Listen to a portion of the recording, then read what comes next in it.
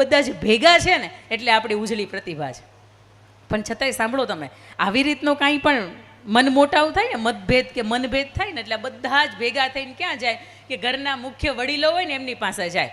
તો આ 5 આંગળીનું વડીલો એટલે એનું કેન્દ્ર બિંદુ હથેળી, આ હથેળીનો ભાગ એમનું કેન્દ્ર બિંદુ, એટલે 5 ભેગી થઈને હથેળીની પાસે ગઈ. હથેળીને કીધું કે અમે 5 સાચા છીએ, કારણ કે અમે 5 મોટા છીએ. અને મોટાઈનો ખેસ પહેરવો ને બહુ અઘરો છે, કારણ કે એક વખત અંદરથી મદ જાગી જાય ને કે હું મોટો, એટલે પછી તો તમને ખુરશી થોડીક ત્રાસી માંગી આવી હોય ને તોય તમને ન ચાલે, તમારા સન્માનની અંદર ક્યાંક ભૂલચૂક રહી ગઈ હોય તોય તમને ન ચાલે. આ મદ છે ને બહુ મહત્વનો છે કે એ તમને અંદરથી મોટા હોય ને છતાંય 10 ગણા મોટા કરીને બતાવે. પણ બધા જ ભેગા થયા, અંગૂઠાની આ મધ્યબિંદુ પાસે હથેળીની પાસે ગયા અને હથેળીની પાસે જઈને કીધું કે હવે તમે સોલ્યુશન આપો કે આનું મોટું કોણ. એટલે હથેળીએ બહુ મજાની વાત કરી, આપણા વડીલોએ બહુ મજાની વાત કરી, તમે 5 ભેગા થઈ જાઓ અને કોઈને તમે 5 આંગળીઓ ભેગા થઈને આમ કરી આમ ચૂરમું કોકને ખવડાવો ને તો એ માણસની ભૂખ હોય ને એ ભાંગી જાય, કારણ કે તમે 5 ભેગા થાવ. 5 તમે ભેગા થઈ જાય ને આવી રીતે પાણીનો ગ્લાસ પકડીને કોઈને તમે સરસ મજાની તરસ લાગી હોય ને એને તમે બુઝાવો એટલે માણસની તરસ હોય ને એ છીપાઈ જાય. તમે 5 ભેગા થઈ જાઓ અને કોઈને તમે આમ શાબાશી આપો ને, વાહ જોરદાર તે કામ કર્યું અને હજી કરને એવી તારી પાસે શુભેચ્છાઓ, તારી પાસે અઢળક અભિનંદન તને, એટલે એ માણસને મળતો ભાંગી ગયેલો, હારી ગયેલો, થાકી ગયેલો હોય ને તો એક નવો ઉત્સાહ આવી જાય. વર્ષોથી 2 પરિવાર ન બોલતા હોય અને કારણ કાંઈ ન હોય, દાદાના દાદા નહોતા બોલતા ને એટલે કે હજી અમે નથી બોલતા, પણ એનું કારણ કશું જ ન હોય, તથ્ય કશું જ ન હોય, છતાંય તે આવા સમારંભ થતા હોય એની અંદર એ 2 માણસ રામ રામ કરે ને તો સાહેબ એ વર્ષો જૂના કટાઈ ગયેલા સંબંધ હોય ને એ પણ તરો તાજા થઈ જતા હોય. અને તમે 5 ભેગા થાવ ને કોકને તમે મુક્કો મારો ને તો સામેવાળાનો ભૂકો નીકળી જાય. આપણા વડીલો પણ આપણને એ કહે છે કે ભેગું રહેવામાં, ભેગું બેસવામાં, ભેગું ઉઠવામાં અને ભેગું એકબીજાના જીવનની અંદર સુખ દુઃખની વાતો કરવામાં મજા છે. આ એકલા થઈ જાય ને તો સાવરણીની જેમ કોક આપણને કાઢી નાખે, પણ બંધાયેલા સાવરણીની જેમ રહીએ ને તો સાહેબ એનું મહત્વ છે. મેં પરિવારની વાત કરી અને હવે મારે જવું છે મહિલા ઉત્કર્ષની વાત તરફ. ત્યારે પણ એક નાનકડા દુહાથી આપની વાતને, મારી વાતને છે આપની વચ્ચે લઈ જવી છે. ત્યારે કે દરિયાભર હેત દુલારી ખીજવે ત્યારે કાળથી ખારી, કે દરિયાભર હેત દુલારી ખીજવે ત્યારે કાળથી ખારી, અલી હિંમત તું કદે ના હારી, નમીએ તુજને ઓ હિંદની નારી, નમીએ તુજને ઓ હિંદની નારી. અને એટલા માટે જ કહેવાયું હશે કે શક્તિ રૂપેણ સંસ્થિતા નમસ્તશે નમસ્તશે નમસ્તશે નમો નમઃ. આ સમાજ, આ દેશ પુરુષ પ્રધાન છે, છતાંય બે મહિલા ઉત્કર્ષના કાર્યક્રમો જોયા છે, પુરુષ ઉત્કર્ષના કાર્યક્રમો જોયા નથી. મહિલા દિવસ 8 માર્ચ આવે તમને ખબર હશે, પણ પુરુષ દિવસ પણ આવે છે, તમને ખબર છે નહીં? એટલા માટે કે એની પાસે 24 કલાકનો સમય છે ને, 24 કલાકમાંથી વિચારે કે હું મારા માટે શું કરું, મારા પરિવાર માટે શું કરું, મારા સંતાનો, મારા મા બાપ, મારા સમાજ માટે કે આ રાષ્ટ્ર માટે શું કરું. અને આપણે એવું વિચારીએ, અહીંયાથી લગભગ કોઈ એવા બહેનો નહીં બેઠા હોય કે એને નક્કી નહીં કરી રાખ્યું કે 5 દિવસની અલગ અલગ 10 સત્ર, એટલે 10 સત્રની અંદર કઈ સાડી મારે પહેરવાની છે અગાઉથી આયોજનમાં નક્કી ન હોય, તમે નક્કી કરી જ રાખ્યું હોય અને એ નક્કી કરી રાખ્યું હોય કે અલગ અલગ પહેરીએ કે કોઈને જેવી ભેગી ન થાય. પણ મિલવાળાઓ એની એક 10, 15, 20, 25 ટાકા નીકળતા એટલે ક્યાંક તો ભેગી થઈ જ જાય. પણ છતાંય બાંધણી પટોળાવાળાની મહેરબાની છે કે ક્યાંક ભેગી ન થવા દે.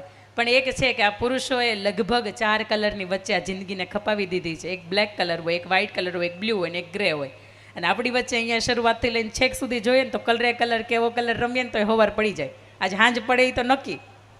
પણ સારી વાત છે કે આપણા કાર્યક્રમો રંગીન લાગે છે. એનું કારણ એ છે કે તમે બધા રંગીન મિજાજની સાથે આવ્યા છો. તમે રંગીન ન હોત, તમારી પાસે 2-4 કલર હોત તો એટલું બધું આ વાતાવરણ છે ને દિવ્યાને એટલું બધું અભિભૂત ન લાગતું હોત.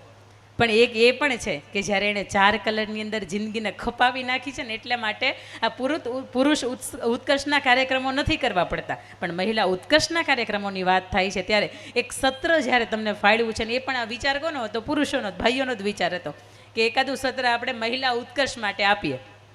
ગઈકાલે આજ ઇન્ટરચેન્જ થઈ, પણ આપણે હંમેશા એવું કહેતા સાંભળ્યા છે કે જ્યાં સ્ત્રીની પૂજા થતી હોય ત્યાં દેવતાઓનો વાસ હોય, ત્યાં દેવી દેવતાઓ હંમેશા રહેતા હોય, જ્યાં દીકરીઓને પૂજા થતી હોય ત્યાં પણ એવું વિશેષ હોય. પણ સૌથી શક્તિ છે, એ સૌથી મોટી શક્તિ છે, એનું કારણ શું છે? મારે તમને એક મજાના એક સંવાદની વાત કરવી છે. આ કાલ્પનિક સંવાદ છે. એક વખત ભગવાનને અને માણસને બેની વચ્ચે સંવાદ થયો. ભગવાને માણસને પૂછ્યું કે માણસ, આ દુનિયાની અંદર સૌથી સખત, સૌથી શક્તિશાળી શું? એટલે એ માણસે એવું કીધું કે સ્ટીલ. સ્ટીલ છે ને એ સૌથી શક્તિશાળી છે, કારણ કે એનાથી તો વિશ્વના મંચ કેટલાય ઊભા હોય. આજે અહીંયા પણ કેટલાય સ્ટીલની ઉપયોગ થયો, તમે હું બેઠા છીએ એ પણ આ બધું સ્ટીલ જ છે. એટલે સૌથી વધારે શક્તિશાળી તો કે સ્ટીલ છે. એટલે તરત ભગવાને એવું કીધું, આગ છે એ તો સ્ટીલને ઓગાળી નાખે છે. એટલે માણસ કે બરોબર છે, તો આગ સૌથી વધારે શક્તિશાળી છે. એટલે ભગવાન એવું કહે છે કે પાણી છે તો આગને પણ ઓલવી નાખે છે. એટલે માણસે શું કીધું કે પાણી છે એ વધારે સૌથી શક્તિશાળી છે. એટલે ભગવાન એવું કહે છે કે પાણીનો ગમે એવી નદી હોય છતાંય ચૈત્ર મહિનો આવે અને સૂરજનારાયણની કોપાયમાન થાય એટલે સૂરજની તડકો જે છે એની ગરમી છે એ પાણીને ઓલવી નાખે છે. એટલે માણસ સ્વીકારે છે કે પાણી છે એ વધારે સૌથી શક્તિશાળી છે. તો કે એની ગરમી છે એ સૂરજનારાયણ બાળી નાખે, તો કે સૂરજ સૌથી વધારે શક્તિશાળી. ચાલો ને એવું રાખ્યું. એવું કહે છે ભગવાન કે સૂરજ જ્યારે ઊભા હોય અને નાનકડું એવું કોઈ વાદળું આડું આવે એટલે સૂરજ નારાયણ સંતાઈ જાય. એ તમે મેં મહાભારતના યુદ્ધની અંદર જોયું છે કે કૃષ્ણ ભગવાન કોઈ કરામત કરે છે અને એક નાનકડું વાદળું આડું આવી જાય એટલે બધાને એવું છે કે સાંજ પડી ગયા, હાલો યુદ્ધનો વિરામ થઈ ગયો. નાનકડું વાદળું છે એ સૂરજને આડો રાવી દે એટલે સૌથી મોટું તો કે વાદળું છે. એટલે કે હવાનો ઝોકો જે બરાબરનો આવે તો તમે સાપુતારા જાઓ તમને ખબર કે વાદળના વાદળ હોય ને એ ઉડીને દૂર જતા રહે. એટલે કે માણસ એવું વિચારે કે ચલો કાંઈ વાંધો નહીં, ભગવાન તમે કહો એમ તમારે બનાવેલી હવા છે ને એ સૌથી વધારે શક્તિશાળી છે. અને ત્યારે ભગવાન એવું કહે છે કે એ હવા ગમે એટલી શક્તિશાળી છે છતાંય માણસ દરવાજો બંધ કરે, પડદો આડો કરે અથવા તો એ હવા જેવી હવા છે ને એને ફુગ્ગા મારની અંદર પૂરી દે છે. એ માણસ છે ને એ વધારે શક્તિશાળી છે. તો કે ભગવાન હું તમને ક્યારનો કહું જ છું કે મારી જેવું શક્તિશાળી કોઈ નહીં. અને ત્યારે ભગવાન એવું કહે છે, બરાબર સાંભળજો, કે એ માણસ દુનિયાની અંદર મૂછ ઉપર વળ ચડાવતો હોય, આમ કે એ પ્રમાણે થતું હોય, પણ છતાં એ ઘરે જાય તો એ કોની સામે મિયાન મીંદડી થઈ જાય.